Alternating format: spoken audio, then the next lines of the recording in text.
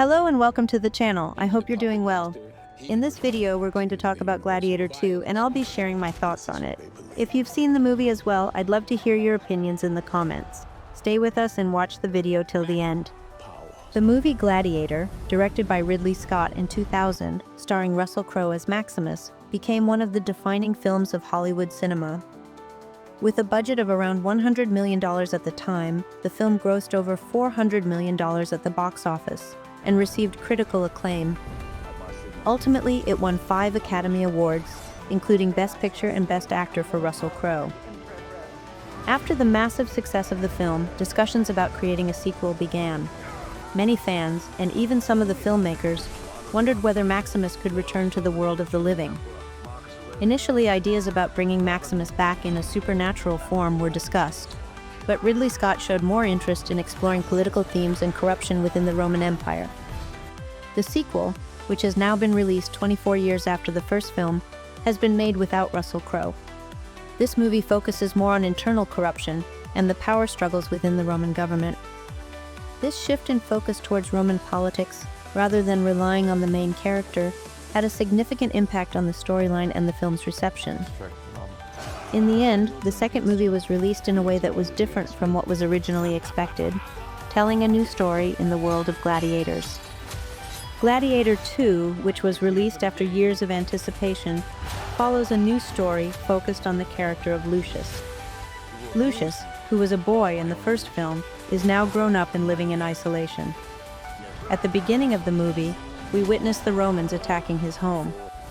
After a brief battle, in which the Romans emerge victorious, Lucius, along with a few others, is captured and sent to Rome to be trained as a gladiator. As the story unfolds, new characters are introduced, including a Roman army general played by Pedro Pascal, his wife, the only actor returning from the first film, Connie Nielsen, and 2 twin brothers of the emperor, along with a wealthy slave owner played by Denzel Washington, who has ambitious desires for power. These characters take Lucius and the other slaves under their control and send them into the arena. Throughout the film, we learn more about Lucius's character, and secrets from his past are revealed. Gladiator 2 shares some similarities with Joker, Folie à Deux, which was recently released. These types of films, which at first may seem pointless, actually bring out new stories from the original films. Just like the first Gladiator, which had a clear beginning, middle, and end, and where all the main characters died at the end, Gladiator 2 cannot bring a new story about Maximus because he was killed in the first film. In fact, when the main character of a film dies, the story must either shift to a new character or focus on events that happened before the first film. However, unlike Joker, Folie à Deux, Gladiator 2 doesn't have significant changes and seems to tell a story that was crafted as a checklist of things the audience expects. The film is filled with gladiatorial battles, wars, and thrilling scenes, which are all elevated compared to the first film. For example, in the first film, we had Russell Crowe's famous battle with a hero and a tiger, but in this film, instead, we see battles with wild monkeys and even rhinoceroses. In one scene, the Colosseum, the gladiator arena, gets flooded, and battles are fought in the water, shifting the film towards a more sci-fi atmosphere. It seems the filmmakers wanted to astonish and entertain the audience with exaggerated scenes and special effects. Ridley Scott is one of those directors whose films can vary in quality. However, I have always respected him as a filmmaker. As I'm recording this video, Scott is 87 years old, but he still works consistently, and contrary to what one might think, doesn't make small, low-budget films. Most of his works are high-budget, complex films that require precise design and planning in every aspect. I remember watching his film Napoleon last year, which was also a historical project with a $200 million budget. Now, less than a year later, another massive film of his, Gladiator 2, has been released. Interestingly, according to reports, the filming of Gladiator 2 took only 51 days, which is truly impressive. I've always been influenced by his work ethic and motivation to create films. I might not love every one of his films, but the way he makes them seems to suggest that none of these films are made with difficulty. Some of the films he directs might take other filmmakers years to complete. In terms of design, set decoration, costumes, lighting, and cinematography, Gladiator 2 lacks nothing. Even though the film is 2.5 hours long, it never becomes boring. The rhythm of the film is perfectly suited to the various themes it explores. Most of the scenes take place during the day, and the action sequences and battles are clearly visible. The special effects and CGI are well integrated into the real-world atmosphere of the film. Unlike high-budget films like Marvel movies, which are mostly filmed in front of a green screen, this film makes use of real locations, such as Morocco and other scenic places for filming. This really comes through in the film.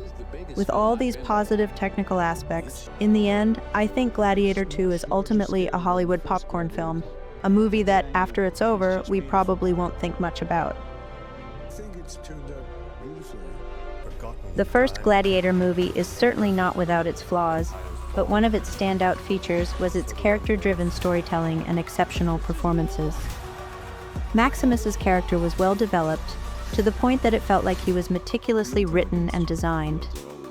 We spent some time with him, learning about his background before the tragic events of his life unfolded, such as the death of his wife and son. This allowed us to understand him deeply. Unfortunately, in Gladiator 2, we spend very little time with the main character, and quickly dive into battle scenes and tragedies. As a result, the main character in this film is not as well crafted and feels more superficial. His emotions and motivations are communicated in a very telegraphic way, or through the character directly stating them. Palm Scal is a good actor with extensive theater experience, but the role given to him is shallow, and it's difficult for him to perform it convincingly.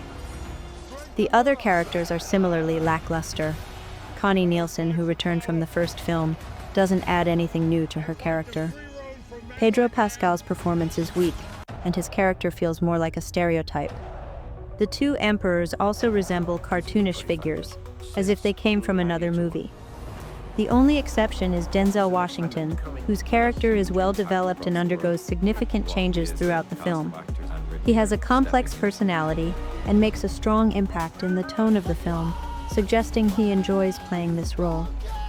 In his wardrobe, walking style, and way of speaking, it's clear that Washington's character shines in every scene, drawing attention. The absence of his character in other scenes is felt because the rest of the scenes are quite superficial and simple. In fact, the dialogues and relationships between characters feel like they were written in advance and lack real depth.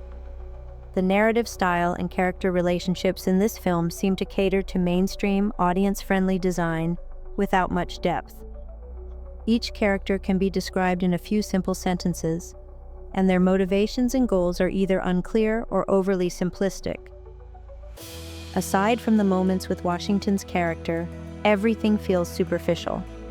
While the first film, despite not being particularly deep, successfully played with the audience's emotions and drew them in, Gladiator 2 fails to achieve the same level of engagement.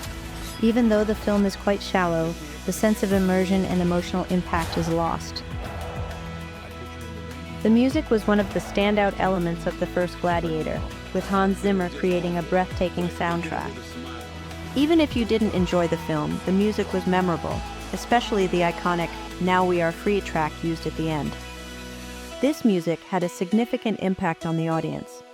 In Gladiator 2, however, the emotional power of the soundtrack is noticeably diminished. The music is largely forgettable, with only the moments where the original film's music is used, leaving an impression on me. Overall, emotionally, the second film fails to engage the audience well, and the events that unfold for the characters aren't particularly impactful. It feels as though the film is following a checklist, rapidly passing through its various stages without any real emotional depth. The first film was an entertaining experience, with a vast and majestic world that captivated the audience with its stunning visuals. However, Gladiator 2 couldn't maintain that same level, ultimately turning into a simple and predictable Hollywood movie that was made more for entertainment than deep thought. In summary, Gladiator 2 is a sequel that could never reach the level of the first film. It remains more of an entertaining product without deep content. After watching it, I couldn't really reflect much on it because the events lacked the necessary impact. It wasn't a bad cinematic experience, but it certainly didn't live up to the original. Thank you for watching the video. If you've seen Gladiator 2, I'd love to hear your thoughts in the comments. Let me know how you felt about the film. I look forward to hearing from you and discussing the movie further. Until the next video, take care and see you soon.